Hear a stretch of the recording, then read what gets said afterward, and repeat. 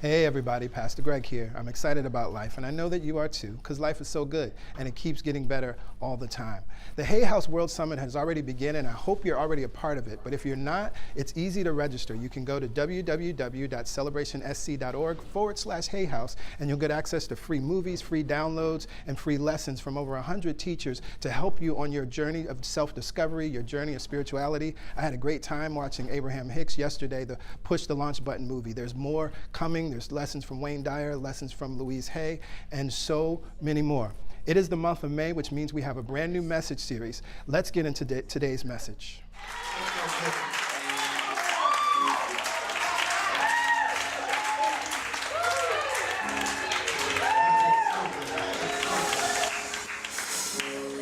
Good morning again, Celebration Spiritual Center.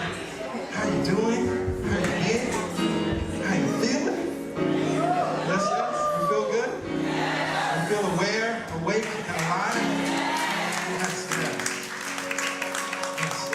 Beautiful. Well, it is the month of May. It's a new month, which means we have a new message series, and I want to share the synopsis for this series. The title of our series this month is Pure Imagination. In the now classic movie, Willy Wonka and the Chocolate Factory, Gene Wilder sings, "There is no life I know to compare with pure imagination. Living there, you'll be free if you truly wish to be." These words echo the heart of the metaphysical teachings of Neville Goddard on the law, which as he teaches simply means imagining creates reality. We imagine things all the time. Why do some of the things we imagine show up in our lives and other things seem to avoid us like the plague? How do we actually use our imagination to create reality? This month, inspired by the unwavering teachings of Neville Goddard, we will answer these questions and much more.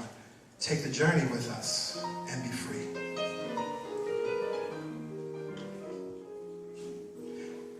So there was something that happened for me. Actually, it was a very profound moment. I realize now that it kind of was one of the most pivotal moments of my life. Back in 1989, the summer of 1989, it was the summer I turned 13 years old. And my father sat me down, actually, he and my sister and myself, but he spoke to us separately. He said, "There's something I want to tell you about." He said, "I may not make millions of dollars. I may never become wealthy. But what I'm about to tell you can make you wealthy." He said, anyone that you could ever look up to, any successful person, like Oprah Winfrey or others, they know what I'm about to tell you.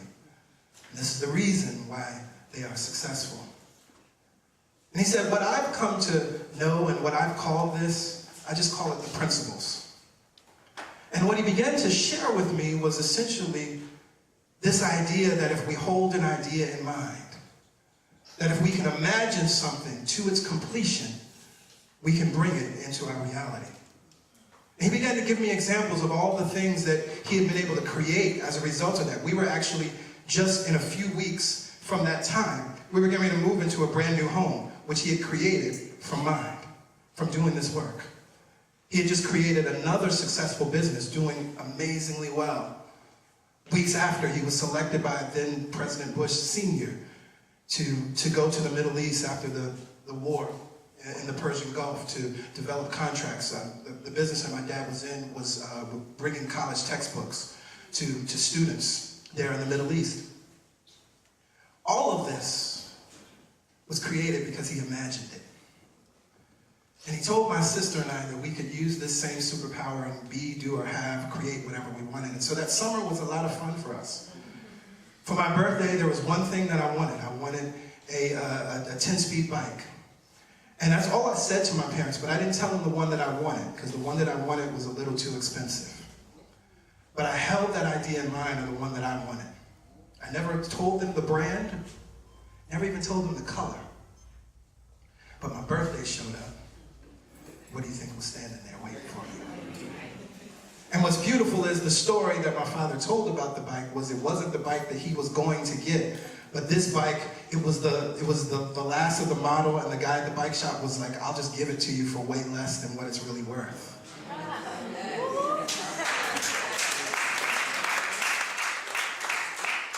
13-year-old kid. And then my sister and I, we wanted to go to our church's youth convention that summer, and it was down in North Carolina. And because my parents had been spending a lot of money that summer, we just bought a house, new furniture, again, my dad's business.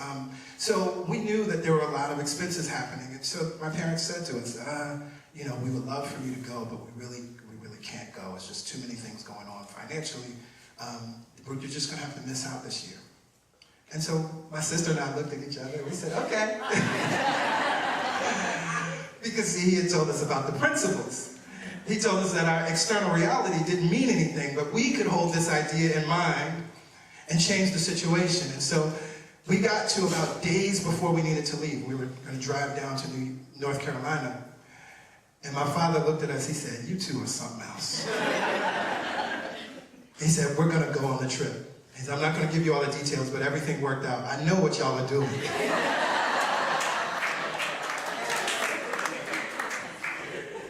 And so we recognize, as I tell those stories about myself at 13 and my sister, I guess at the time she was 11 or 12, we all have imagined things in our lives and be able to bring them into being. Yes, yes? We all have done that. We have stories. We can tell them. Now, generally, what most people do is they tell those stories as just a random cool thing that happened, not realizing that there's a deliberate law that is working the same way every time in every situation, and we can use it over and over and over again. And so the title of this message isn't really inspired by something that I say all the time. Because the truth of life is that we're making it up. And so what I say to all of us all the time is, since you're making it up anyway, why not make it up the way you want to make it up? Right? So if we're making it up anyway, I want us to understand a little bit about what that looks like and how our imagination is actually at work. And what I began to hear in my mind's ear this week was to think about our own personalities and our own selves. Now, for me, when you hear the words Greg Stamper, for most of you here, that immediately invokes Pastor Greg, right? So you think of me in my capacity in this role. Now, if my daughter hears the words Greg Stamper, she thinks daddy, right? And that's a different energy. That's a totally different thing. But based on her mind, her thinking, her imagining, that's who I am. Right? When you hear Greg Stamper, you're thinking Pastor Greg, and so that immediately you create and conjure a person or a role. Now, I'm named after my father. I'm Gregory Stamper Jr. So in truth, many times when I hear Gregory Stamper, I actually think about my father first. Well, my father is also a minister. When I hear Reverend Stamper, although we're both ordained Reverend Stampers, Reverend Stamper is him, that's not me. And so we recognize that just from the power of thought, we actually then begin to create a person, a personality, or a role. And actually, none of that is completely me, right?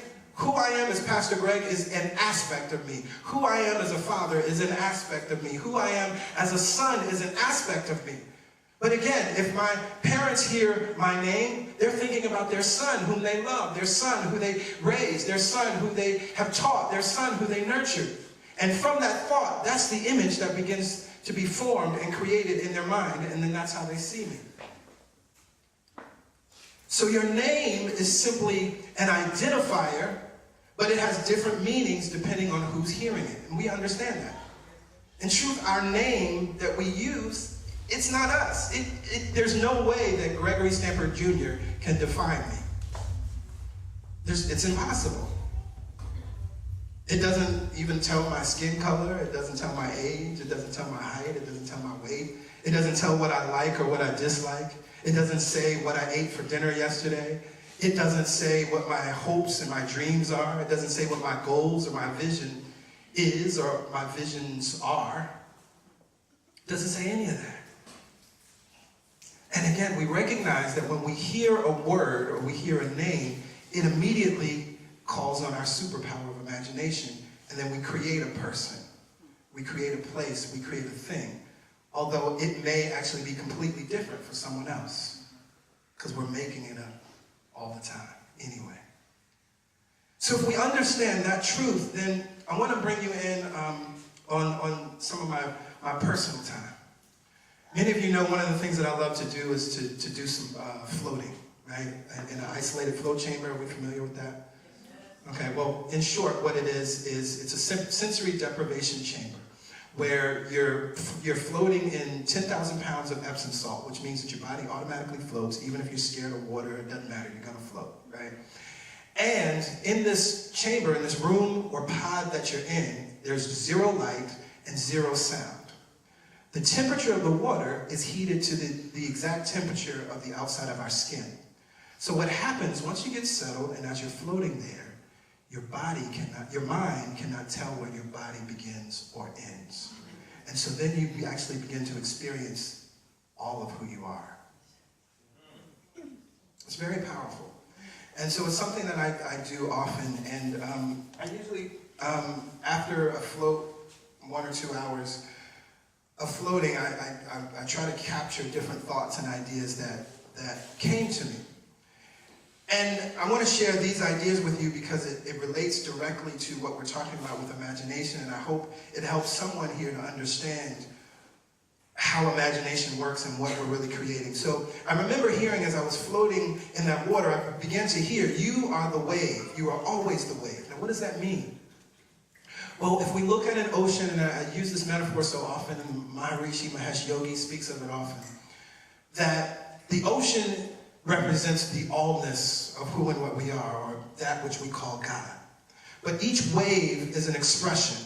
And what's interesting about that wave, a wave can be measured, waves can be 40 feet high, waves can destroy entire towns, right? They have a personality and they show up in big, powerful, amazing ways. But always, what does the wave do? It returns back to the ocean. But then new waves pop up, new expressions pop up, and each wave is unique in and of itself. That expression of that wave, it never happens again in that way. Can't. But as I heard this idea that you are the wave, you are always the wave, it was reminding me of this truth that not only am I the wave, that this incarnation is a current expression from the ocean that is God, from the ocean that is me, but it means that I'm always going to return back to source, and then I'm always going to express again. So when I realize that, then I don't get tripped up when things seem to be hopeless or lost. I don't get tripped up then when things seem to be, I feel like I've been forgotten or doors seem to be closed, because I recognize I'm always the wave. The wave always has a new expression. Even if it crashes against the rocks and is stopped, a new wave is formed. Yes, yes? And in that same vein, then I heard, you are possibility. You are always possibility. And this takes me into quantum mechanics and quantum physics. We've been talking a lot about quantum theory over the past few weeks. In quantum theory, when we think about the wave, what physicists teach us is that as you get down to the smallest and smallest levels of being, the most microscopic levels of being, you can't even call what you're seeing, they use the word particles, you can't really call it a thing. You can only really call it a possibility or a probability. And so what's actually used, the word is used there in science, is wave. Waves of possibility. And so when we recognize that you are possibility, you are always possibility, that's good news. Because at that level of being, everything is possible. At that level of being, nothing has actually manifested as a human. Nothing has manifested as a building. Nothing has manifested as a flower, as a tree, as a bird, as a sun, as a planet. It's just a possibility. And we are that possibility. We are always that possibility. But then I heard something deeper. It says, nothing is fixed. You as an expression and a manifestation are not fixed. You are formless just like source. The form that you inhabit is your creation. It listens to you. Now this can change your life if you really understand this. Nothing is fixed. You as an expression and a manifestation are not fixed. Now why is that true? Well, we have cause and effect. Cause is what we would call God. It's the place where we come from. Again, we'll go back to this analogy of the ocean and the wave. Cause is the ocean. The wave is the effect, right? And so when we recognize then, if we say that nothing is fixed, you as an expression and a manifestation are not fixed, then we recognize that that means that we always have the possibility, you are possibility, you are always possibility. We always have the possibility to change. We, so often in our lives, we get to a point and we think that we're stuck. Not true. That's a lie. It's a lie based on a belief in thinking that we're only what we can see with our five senses. It's true if the five sense world is the only world. But even science teaches us that the five sense world is not the only world, because as we continue to go deeper and deeper and deeper, we go into this realm of possibility that you are always and still connected to. It's not a thing of you manifest into this life as a human, and so now I'm only this one possibility. You are always possibility. You are always connected to that energy which can become anything at any moment. So you are formless just like source. We recognize that source, God, is energy. It's not a man, it's not a person, place, or thing. It's not a building, it's not a temple, it's not a house. It's formless. Like Play-Doh, it can become anything. You can form it into anything.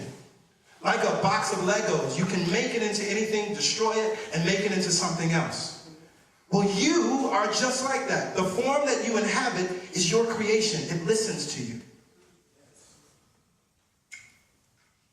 Your body listens to you.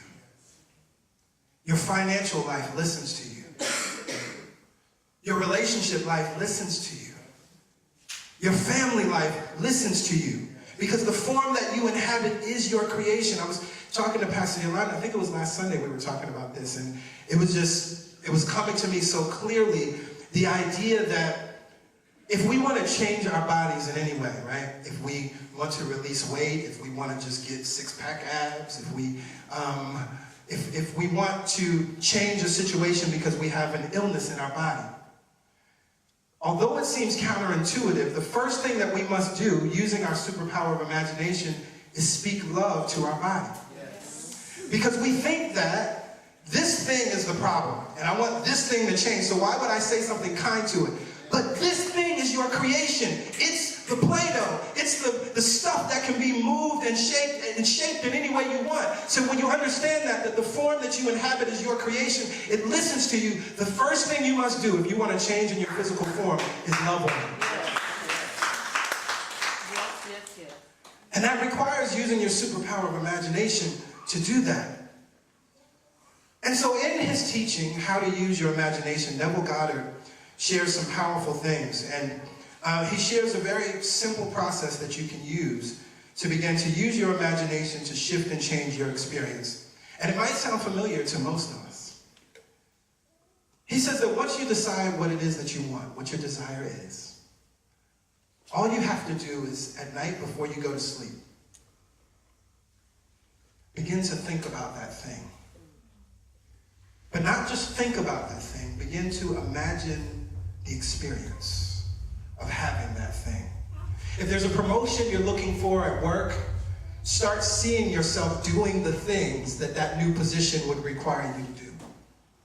Start imagining the conversations that you would have. Start imagining the places that you would go, the people you would talk to. But it's not just imagining just in an exercise of visualization, because you have to get, as Reverend Ike always says, full of the feeling. You have to imagine it to the point that you can feel it. He tells a story where he was counseling a young woman who wanted to get married. And he said, each night you got to use this process and imagine that ring on your finger, so much so that before you go to sleep, you can feel the weight of that rock on your finger. And you must do this every night. He says that this process was taught to him while he was here in New York, and he met his teacher.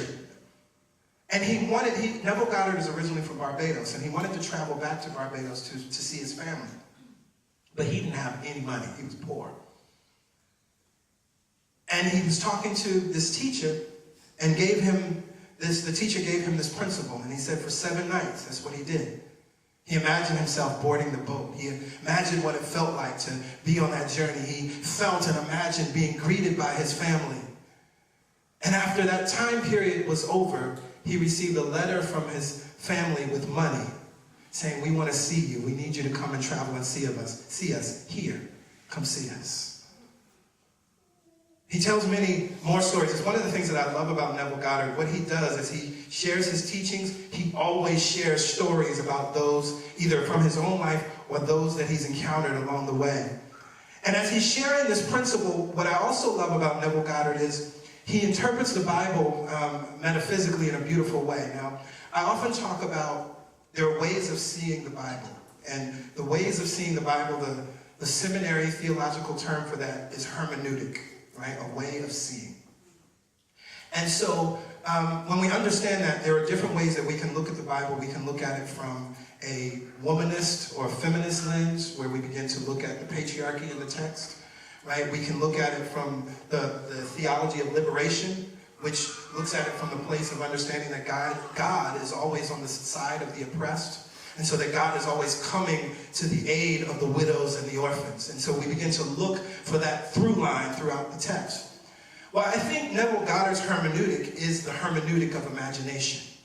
And so he begins to look at Scripture from this way, and it's beautiful. And so he says that this tool that I just shared, and that he has shared with so many others, it can be found right in the Song of Solomon in chapter 3, verse 1.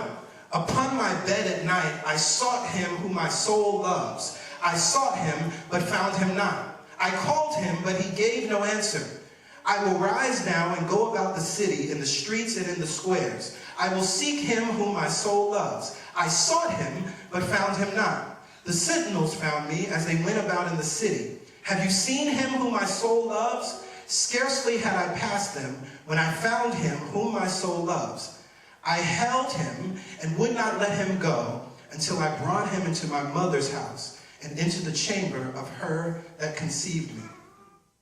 Now, what this text is saying, if we look at it using our hermeneutic, our lens of imagination and understanding what Neville Goddard is saying here, first, it's exactly what he taught us. Upon my bed at night, I sought him whom my soul loves. Upon my bed at night, I sought, I thought about, I imagined that thing which I desire at the depth of my being, him whom my soul loves. Right? This conversation in the book of Solomon, the Song of Solomon, is a conversation between two lovers. And so we got to first understand that that thing that we're desiring or that thing that we're imagining has to be something that we absolutely love. This can't be the thing that you kind of want to, oh, it'd be nice if, that happened, or yeah, that'd be cool. That's not the thing. It's the thing that Napoleon Hill calls, we have to develop a white-hot heat, a burning desire. It's that thing. And we recognize that it has to be that thing, because then we hear the female lover here, she's saying, I called him, but he gave no answer. See, sometimes some of us, I imagined it last night and nothing happened. I imagined it twice last year, but it didn't happen. But what this lover does, she persists. She says, I found him not. I called him, but he gave no answer. I will rise now and go out into the city. She's like, I'm looking for this man. I'm seeking this desire. I'm not going to just wait and rest in, well, I called out, nobody answered. I guess I am just a sinner. I guess God doesn't love me. I guess I really can't have the life that I want. I guess I really can't be married. I guess I'm just going to have to be stuck in this dead-end job. No, get up in your imagination, in your mind's eye. I will rise now and go about into the city, in the streets and in the square. I will seek him whom my soul loves. I will seek my desire. And after persisting in that way, then we have, and scarcely had I passed them when I found him whom my soul loves. But then what happens? And I held him, and I would not let him go until I brought him into my mother's house and into the chamber of her that conceived me. Now this is beautiful. I brought him into my mother's house, and this is going to work with the next scripture that we're talking about. Why is it important to bring your desire, or this thing that you're imagining, into your mother's house? Well, and what's interesting, the word, into the chamber of her that conceived me. Now, in certain metaphysical circles, the mind is called the king's chamber, or the father's chamber, or the father's house. But it is also the mother's house, because we recognize that nothing can be conceived without a father or a mother, without the masculine and the feminine principle. And so we recognize that what's happening is, after you have this desire and you sought it and you got full of the feeling and you're excited about it, you actually need to bring it into the womb, your mother's house, the chamber of her that conceived you, so that you can give birth to it. Yeah. But Neville Goddard says something interesting, because he says Jesus taught the same thing. And we talked about the mother's house. Jesus says this: do not let your hearts be troubled. Believe in God, believe also in me. In my Father's house there are many dwelling places or mansions. If it were not so, would I have not told you that I go to prepare a place for you? And if I go and prepare a place for you, I will come again and take you to myself, so that where I am, there you may be also. And you know the way to the place where I'm going. Now, hermeneutic of imagination. The hermeneutic of imagination with Neville Goddard's interpretation, what he is teaching us here is that Jesus, or the Christ, is our imagination within us. So when we hear these words, we're hearing our imagination speaking to us. Our imagination is saying, don't be troubled. Don't let your heart be troubled. Believe in God. Believe also in me, your imagination, because we're one and the same. In my Father's house, in the thing that created imagination, there are many mansions. There are many dwelling places. Now, this also takes us to Abraham and the vortex. Abraham teaches us that this idea of the vortex, that when you give birth to a desire, it is automatically created and in your vortex. Are we familiar with that? Scripture's saying the same thing. In my Father's house, there are many mansions. There are many dwelling places. There are many vortexes. I go before you to prepare the place for you. So when you use your superpower of imagination, what it does is goes out into your vortex and creates the thing that you want in your Father's house. Yes, yes. So as we recognize that, then we hear our imagination, and it's saying, if it were not so, would I have told you that I go to prepare a place for you? And if I go to prepare a place for you, I will come again and will take you to myself, so that where I am, there you may be also. I love this part, because what is our imagination saying? It's saying, you use the superpower of your imagination. It goes out and creates it, and then it brings you there so that you can experience it. Yes. That's the manifestation. Yes, yes. I'm going to read it again, because if we get this, it'll change the world. I will come, it says, and if I go and prepare a place for you, if your imagination goes out and creates whatever this thing that it is that you want, this family, this job, this new financial experience, the healing in your body, whatever it may be, if I go and prepare the place for you, I will come again and take you to myself, so that where I am, there you may be also. Because your imagination, it's in the reality of it. It already exists. Your imagination is experiencing it. Your imagination is having fun with that new man or that new woman. Your imagination is already taking care of that child. Your imagination already has the ring on its finger. Your imagination already has zeros and zeros and zeros and zeros and zeros in your bank account. Your imagination already has more friends and people in their lives than they could ever imagine. Your imagination has already called forth the funds that you need for whatever it is that you want to create. And so now, as it takes you there, that is then when we are realizing the physical manifestation of it. Our imagination has taken us to that place that already exists. Do you hear it? Yes, yes. And then we have Thomas, who says to him, Lord, we do not know where you are going. How can we know the way? And then Jesus, or our imagination, says to us, I am the way and the truth and the life. No one comes to the Father. No one comes to this realm of the kingdom, the realm of everlasting good, except through me, our imagination. If you know your imagination, you will know your Father also. From now on, you do know him, and you have seen him, because you know your imagination. If you get in touch with this thing that is your superpower of imagination, you know God, because that is God's power. If you get in touch with this reality, I want to share just two more things from Neville, because he said something beautiful in this idea about how we use our imagination. We are usually pretty clear at a certain point of what we want. And so many times what we do is we just think about that, right? Well, I know what I want, and so I read my goals every day. We're thinking about what we want. But Neville says that we have to move away from thinking of what we want to think from what we want. Thinking from what we want is that place that I speak about so often, that when we're focusing on the thing under the thing. Because whatever it is that we want, it's because, Abraham would say, it's because we think we will feel good in the having of it. So whatever it is that we want, we know that there's joy that we want to experience. There's safety that we want to experience. There's some adventurous feeling that we want to have. And so when we conjure up that feeling, then we literally are thinking from it, not thinking about it. Because you have to literally, in your imagination, as you're using this tool at night, you have to now be in it. And then you're thinking from it, creating your own holographic reality. And so he offers another exercise that is directly related to this. He says that we can have a day that didn't go too well. Anybody ever had a day that didn't go too well? A Groundhog Day, and you wish you could just rewind and do it all over again. Things just didn't work out. There was an argument that you wish you never had. You wish you had just closed your mouth and not said anything. Right? People on your job were acting funny, and you were like, I should have never spoke to her today. I wasn't in a good mood, and she wasn't. Law of attraction worked. I should have got myself in a good mood first, right? Well, Neville says that we accept as final the events of our day when we don't have to. He says that what we can do, using the same principle, we can use our mind to reimagine the day as we would have liked it to be.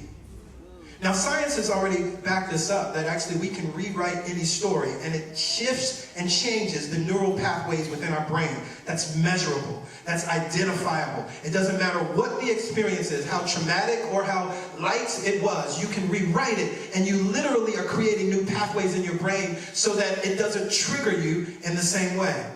And so he says we can daily relive our day as we would have liked for it to be. We can rewrite the entire day. We can revise it. And he tells the story of a woman who used this principle. She was estranged from her daughter. I don't know the story. It didn't say what happened, but, you know, this happens in families sometimes. But she,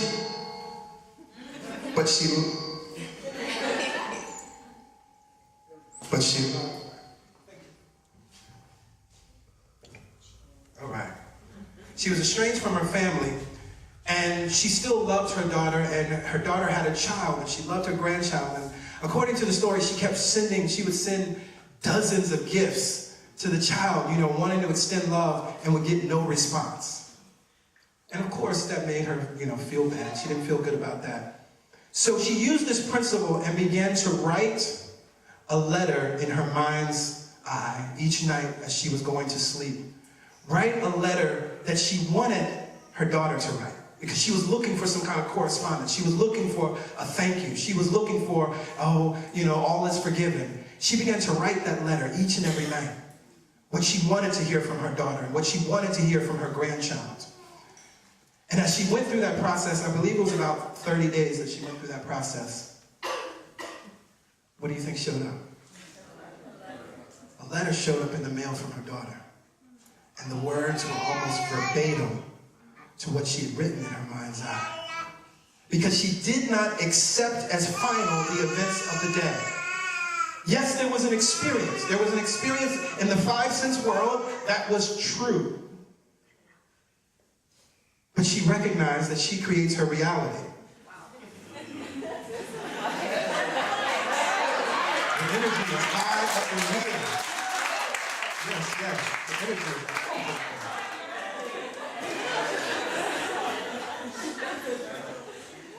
And so as she recognized that she creates her reality, this doesn't look interesting on camera. Hey everybody, I hope it's all good. She recognized that she created her reality, and so she had a different experience. So there were two things that we want to keep in mind, and this was I almost used this as the title. But as we're thinking about our imagination and that we're making it up anyway, what it means is that we are shapeshifters. And we can begin to affirm that. I am a shapeshifter. When life seems fixed, when life starts to feel closed, when it looks like you only have one option or even two, which is not true because you have infinite possibility, infinite probability, speak out into that circumstance and experience and say, I am a shapeshifter. I have the ability to shift and change this body. I have the ability to shift and change this relationship. I am a shapeshifter. I have the ability and the possibility to shift and change my bank account balance, my family relationships. I am a shapeshifter. But what it requires is one, persistent imagination. You got to be like that lover in the Song of Solomon. Just because you called out and nothing happened, you don't give up after day 1, day 2, day 3, or even day 7. If you have to do it for 30 days. This is what was happening in that story of Jacob when he said, I will not let go until you bless my soul. That was persistent imagination. And so even if you call out and nothing shows up, well, then you go out into the streets. You go out into the city and the square of your mind's eye, and you call forth that lover because you know that that lover will show up, that desire will show up. But then it's also controlled and vivid imagination. Allow yourself to get lost in it. Allow yourself to just feel it. Allow your whole body to feel it. This is, we'll go to astrology because, you know, I love to go to astrology. This is Gemini and Cancer. Gemini is I think. We got to have our thinking nature. We got to know what we want. But Cancer is I feel. We have to unite our thinking nature with our feeling nature, and then we create. If we do not unite that masculine, Gemini is masculine, Cancer is feminine. If we do not unite those two, we can't create. We can't give birth to anything. But our persistent, controlled, and vivid imagination is how we become shapeshifters. You're making it up anyway, ladies and gentlemen. Make up your life the way you want. I'm looking forward to hearing stories out of this month. No longer will we read the stories that Neville Goddard is sharing, but we will read and recite and talk about the stories here in this space that was created through Celebration Spiritual Center, where we took the opportunity to go to, just before we go to sleep, to begin to imagine vividly and persistently that desire. And we let it come forth easily and effortlessly. With that, let us all stand.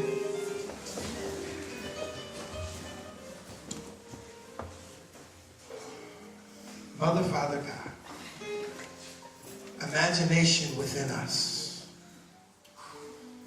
We stand here now in full recognition of your presence. Recognize that we have been using the power that you are all the time. Many times to create something that we didn't want because we imagined from fear. We got full of the feeling of worry. We got full of the feeling of anxiety. And so our imagination responded easily and effortlessly. But now we forgive ourselves and we set ourselves free for any time that we used our imagination in a way that did not serve us. We now choose to get full of the feeling of joy. We now choose to get full of the feeling of happiness. We now choose to get full of the feeling of light. We now choose to get full of the feeling of infinite possibilities. We now choose to get full of the feeling that things are always working out for us. We now choose to get full of the feeling that the how is always working, because we recognize that our imagination goes to prepare a place for us. Our imagination takes what we give it and it goes out into the universe and creates it and brings it forward to us easily and effortlessly. We now allow our imagination to take us with it into our mother's house, the place where we were conceived, and into our father's house where there are many mansions, where there are many dwelling places, where there are many vortices. I am so grateful and thankful for each and every being here in this space. Each being in this space and each person, each being that will listen and is listening to this message now is a shapeshifter. And we are choosing by the power of light within us to shift this city. We are choosing by the power of light within us to shift this nation. We are choosing by the power of light and love and joy and peace and ease and imagination within us. We are choosing to shift and change our very lives. We know that this power is working, and we know that this power is available to all of us equally. Just as it was available to me as a 13-year-old child, so it is available to each and every one of us now as adults, and it will be available to us for the remainder of our time on this planet and when we leave. So it is with much joy and much thanksgiving that I now release this prayer with expectation, knowing that our imagination will bring forth the very best, the very best, the very best that we could ever think of or dream of. And with joy and thanksgiving, we together say amen. Amen. Ashe. Ashe. And so it is.